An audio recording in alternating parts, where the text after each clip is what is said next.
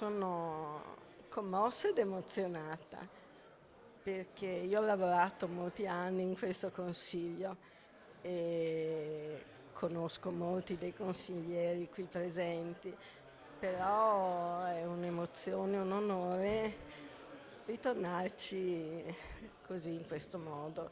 Io mi auguro di riuscire a fare tutto quello che posso, come ho detto in aula, e so che i compiti sono in mani, ma spero di mettercela tutta.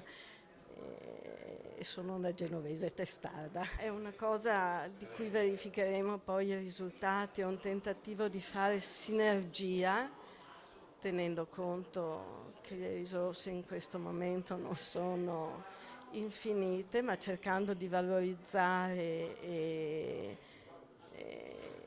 sì, di valorizzare tutto quello che è stato fatto fino adesso e anche tenendo conto del ruolo che è iniziato da poco tempo e che era stato attribuito al tutore dei minori di garante dei diritti dei detenuti.